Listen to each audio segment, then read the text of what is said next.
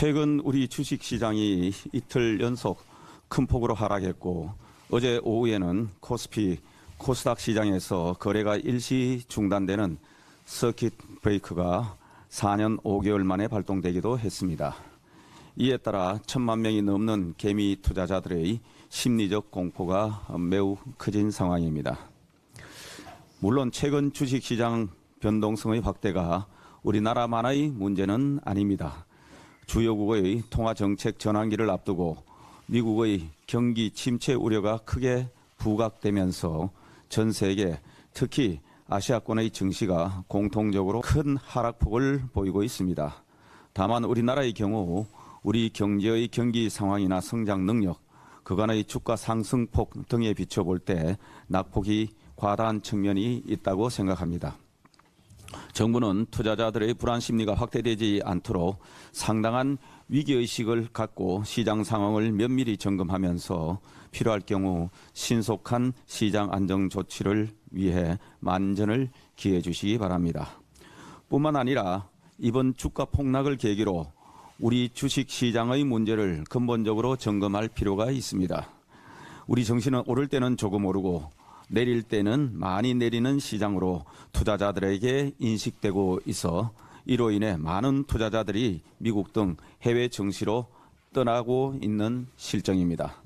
정부가 현재 기업 밸류 프로그램, 공매도 제도 개선 등 증시 업그레이드를 위한 노력을 기울이고 있지만 이런 노력을 한층 더 강화해서 우리 증시의 상승 동력을 악화시키는 구조적 문제가 무엇인지, 우리 증시가 대외 충격에 취약한 근본적인 원인이 무엇인지 분명하게 분석하고 조속히 대응책을 강구할 필요가 있습니다.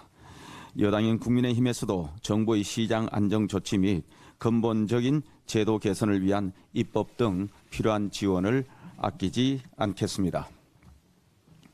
저는 어제 민주당 박찬대 원내대표께 8월 임시국회에서는 정쟁 법안을 상정하지 말고 민생 법안부터 여야 합의로 우선 처리할 것을 제안했습니다.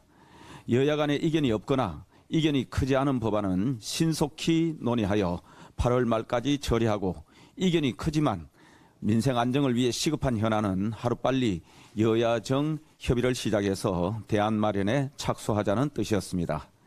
이게 그렇게 어려운 일이라고 생각하지 않습니다. 거대 야당 민주당의 의지만 있으면 얼마든지 가능한 일입니다. 금투세, 상속세, 종부세에 대한 세제 개편 문제는 더 이상 논의를 미룰 수 있는 상황이 아닙니다. 특히 금투세는 그냥 두면 5개월 뒤부터 시행됩니다. 금투세 폐지를 요구하는 국민청원이 5만 명 넘는 동의를 얻었습니다. 최근 주식시장의 변동성이 커지고 있는 상황을 감안하면 금투세 폐지 논의는 더 지체할 수 없습니다. 여야가 지금 당장 협상에 착수해야 합니다. 연금개혁도 그렇습니다.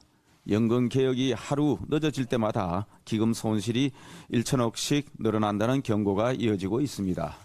모수개혁과 구조개혁을 포괄하는 연금개혁에 대한 논의를 하루빨리 시작해야 합니다.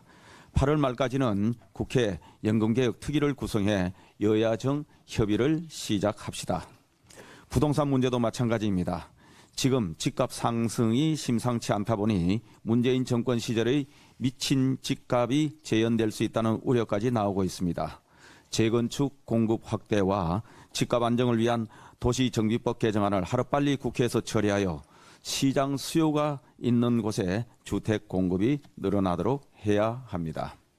세제 개편, 연금 개혁, 도시정비법 개정, 간호사법, 반도체법, 기간전력망법 등과 같은 문제들은 한시가 급한 현안들입니다.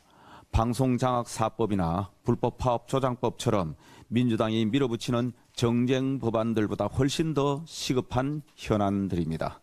다시 한번 민주당에 촉구합니다. 정쟁 법안들은 당분간 미뤄둡시다. 그리고 여야 간에 이견이 없거나 크지 않은 민생 법안은 8월 임시국회에서 처리하고, 여야 간에 이견이 있는 민생개혁 과제들은 8월 안에 여야정 협의를 개시합시다. 민주당 박찬대 원내대표의 전향적인 답변을 기대합니다. 이상입니다.